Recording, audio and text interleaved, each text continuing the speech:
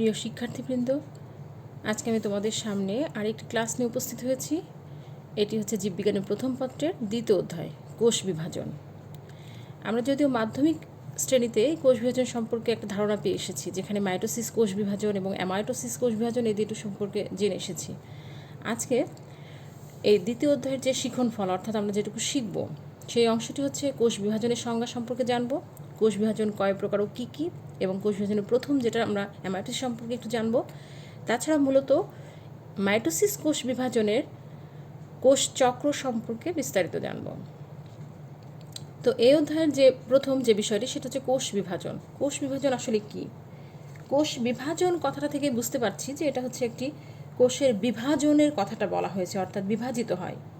যদি এটা সংজ্ঞা আমরা মানে প্রকৃতভাবে দিতে চাই, তাহলে এটা এমন হতে পারে যে প্রতিটি জীব তার প্রয়োজনে, অর্থাৎ যে প্রক্রিয়ার মাধ্যমে একটি কোষ হতে একাধিক কোষের উদ্ভব হয়, তাকে বলা হয় কোষ বিভাজন। অর্থাৎ সাধারণত একটি কোষ থেকে দুটি অথবা চারটি কোষের সৃষ্টি হয় এই কোষ বিভাজন পদ্ধতিতে। এককোষী হোক অথবা বহুকোষী জীব হোক, এই প্রতিটি জীবই তার একটি পর্যায়ে পূর্ববর্তী কোষটি ধ্বংস হয়ে যায়, অর্থাৎ মৃত হয়ে যায়, এবং পরবর্তীতে কোষ বিভাজনের মাধ্যমে আরও কোষের বৃদ্ধি ঘটায়। এবং বহুকোষী জীবের ক্ষেত্রে একটি কোষ বিভাজিত হয়ে, অর্থাৎ দৈহিক কোষের বিভাজনের মাধ্যমে পর্যায়ক্রমিকভাবে একটি বহুকোষী জীব, অর্থাৎ পূর্ণাঙ্গ জীবে পরিণত হতে পারে। কোষ বিভাজন সম্পর্কে ওয়াল্টার ফ্লেমিং অর্থাৎ 1882 খ্রিস্টাব্দে সামুদ্রিক স্যালামান্ডার কোষের সর্বপ্রথম এই বিভাজনটা তিনি পর্যবেক্ষণ করেন। পরবর্তীতে এ বিভাজন সম্পর্কে আরও বিস্তারিত ধারণা রয়েছে। জীবদেহ সাধারণত 3 ধরনের কোষ বিভাজন দেখা যায়। একটি হচ্ছে অ্যামাইটোসিস কোষ বিভাজন, যেটিকে প্রত্যক্ষ কোষ বিভাজন বলে, তারপরে মাইটোসিস কোষ বিভাজন এবং মিওসিস কোষ বিভাজন। অ্যামাইটোসিস কোষ বিভাজন সম্পর্কেও তোমাদের ধারণা রয়েছে। এই অ্যামাইটোসিস কোষ বিভাজনটি হচ্ছে প্রত্যক্ষ কোষ বিভাজন, কেননা অ্যামাইটোসিস কোষ বিভাজন পদ্ধতিতে একটি কোষ সরাসরি, অর্থাৎ প্রত্যক্ষভাবে বিভাজিত হয়ে দুটি অপত্য কোষের সৃষ্টি করে। এখানে কোষীয় বস্তু, বিশেষ করে নিউক্লিয়াস এবং সাইটোপ্লাজম, অর্থাৎ আদি প্রকৃতি কোষে হলে অবশ্যই ক্রোমোজোমে বস্তু, এটা সরাসরি বিভাজিত হয়ে দুটি কোষে পরিণত হয়। এর পরবর্তীতে আসি হচ্ছে মাইটোসিস কোষ বিভাজন। উন্নত শ্রেণীর উদ্ভিদ এবং প্রাণী কোষে মাইটোসিস কোষ বিভাজনের মাধ্যমে জীবের দেহকোষের বিভাজন সম্পন্ন হয়ে থাকে। মাইটোসিস কোষ বিভাজন আলোচনায় আমাদের প্রথম যে বিষয়টা জানতে হবে, সেটা হচ্ছে কোষ চক্র। আসলে কোষ চক্রটা কি? কোষ চক্র হচ্ছে একটি কোষ বিভাজিত হওয়ার পরে, যেটাকে বলি আমরা অপত্য কোষ, এই অপত্য কোষটি পুনরায় পূর্ণতা প্রাপ্তির পরে পরবর্তী কোষ বিভাজন শুরুর পূর্ব মুহূর্ত পর্যন্ত যে চক্রাকার আবর্তন, তাকে বলা হয় কোষ চক্র। এটিকে যদি আমরা আরও সুস্পষ্টভাবে এর ধারণাটা দিতে চাই, তাহলে কোষ চক্রের সংজ্ঞাটা যেটা, এটা আমরা বলতে পারি একটি কোষ সৃষ্টির পর তার বৃদ্ধি বিভাজনের শেষ পর্যায় পর্যন্ত সংঘটিত ঘটনাবলীর চক্রাকার আবর্তনকে বলা হয় কোষ চক্র। সাধারণত কোষ চক্র সম্পন্ন হতে 10 মিনিট থেকে 24 ঘন্টা সময়েরও প্রয়োজন হতে পারে। এটা বিভিন্ন জীবভেদে বিভিন্ন সময় হয়ে থাকে। কোষ চক্র এটাকে যদি আমরা ছক আকারে ব্যাখ্যা দিতে চাই, তাহলে কোষ চক্রকে প্রধানত দুটি পর্যায়ে ভাগ করা যেতে পারে। একটাকে বলা হয় প্রস্তুতি পর্যায়, আর একটিকে বলা হয় মূল যে বিভাজন পর্যায় সেটি। মাইটোসিস কোষ বিভাজনের প্রথমে যে প্রস্তুতি পর্যায়টা চলে, যেটাকে ইন্টারফেস বলা হয়, এই পর্যায়ে কোষ বিভাজনের কিছু প্রস্তুতিমূলক, পরবর্তী কোষ বিভাজন শুরুর পূর্বের কিছু প্রস্তুতিমূলক কাজ করতে হয়, এবং পূর্ববর্তী কোষ বিভাজনের পরে কোষীয় অংশ, বিশেষ করে ক্রোমোজোমের ডিএনএ দ্বিতন, তারপর বিভিন্ন ধরনের হচ্ছে প্রোটিন সংশ্লেষণের এনজাইম বস্তু, প্রোটিন, ডিআরএনএ, এ ধরনের বিভিন্ন, এবং কোষে অন্যান্য অঙ্গাণুসমূহের পূর্ণতা প্রাপ্তির প্রয়োজন হয়।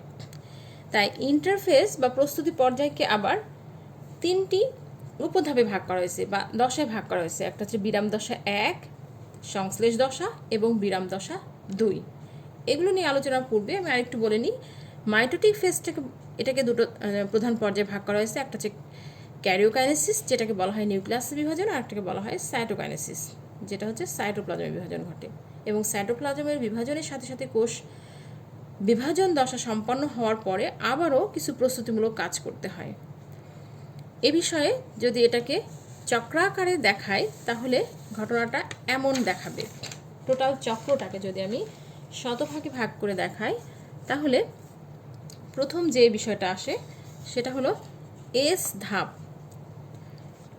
এস ধাপ যেটা হচ্ছে ডিএনএর দ্বিতন, এস ধাপ যেটাকে বলছি আমরা, এটা হলো সংশ্লেষণ দশা।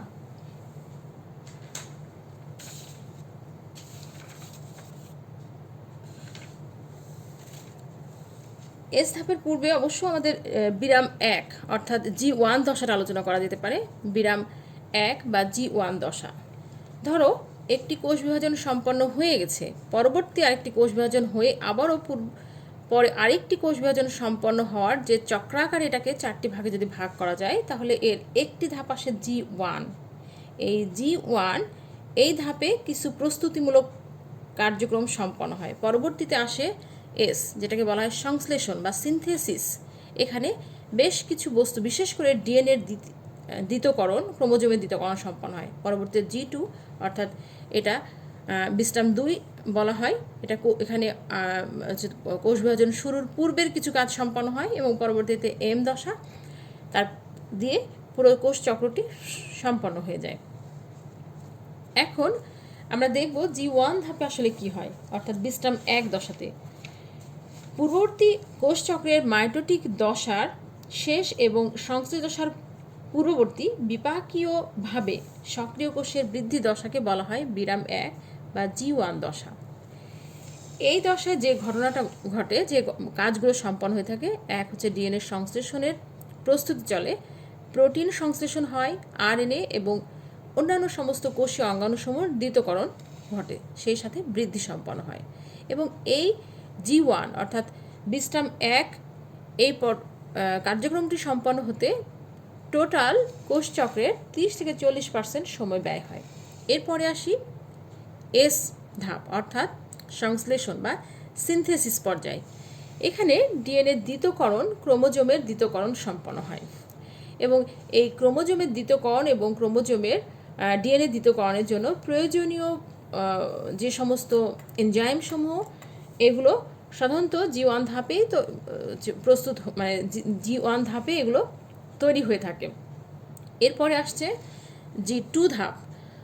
এস ধাপটি অবশ্য 30 থেকে 50% সময় ব্যয় করে। এরপরে আসছে G2 ধাপ। এই G2 ধাপ হচ্ছে বিশ্রাম 2 দশা বলা হয়, বা এখানেও কিছু প্রস্তুতিমূলক কার্যক্রম সম্পন্ন হয়। কোষ বিভাজনের প্রস্তুতি এবং কোষ বিভাজন প্রস্তুতির জন্য যে সমস্ত রাসায়নিক পদার্থের বা অন্যান্য যেমন হচ্ছে mRNA, tRNA, rRNA, এ ধরনের বিভিন্ন আরএনএ, প্রোটিন, নন হিস্টোন প্রোটিন, হিস্টোন প্রোটিন, এই সমস্তগুলোর সংশ্লেষণ চলতে থাকে। ক্রোমোজোমে অন্যান্য উপাদানের সংশ্লেষণ ঘটে এবং এই উপদশায় নিউক্লিয়াসের আয়তনও আকারে বড় হয়, ঠিক প্রোফেজের পূর্বে অর্থাৎ মাইটোটিক বিভাজনের পূর্বের ঘটনাগুলো। এবং এই ধাপটি সম্পন্ন হওয়ার জন্য এখানে কিছু ম্যাচুরেশন প্রমোটিং ফ্যাক্টরেরও প্রয়োজন পড়ে, অর্থাৎ এটি এখানে উৎপন্ন হয়। পরবর্তীতে এই G2 থেকে এম ধাপে প্রবেশ করে। G2 ধাপে পর্যায়টি সম্পন্ন হতে বা এই উপধাপটি সম্পন্ন হতে 10 থেকে 20% সময় নেয়। একটি কোষ 10 থেকে 20% সময় নিয়ে এই প্রস্তুতি দ্বিতীয় পর্যায়টি সম্পন্ন করে। এর পরবর্তীতে শুরু হবে মাইটোসিস কোষ বিভাজনের মূল ধাপ। মাইটোসিস কোষ বিভাজনকে যদি দুটি প্রধান পর্যায়ে ভাগ করা হয় তাহলে প্রথম পর্যায়টি আসে ক্যারিওকাইনেসিস, এবং ক্যারিওকাইনেসিস 5টি উপধাপে সম্পন্ন হয়। এর একটি হলো prophase, prometaphase, metaphase, anaphase, telophase.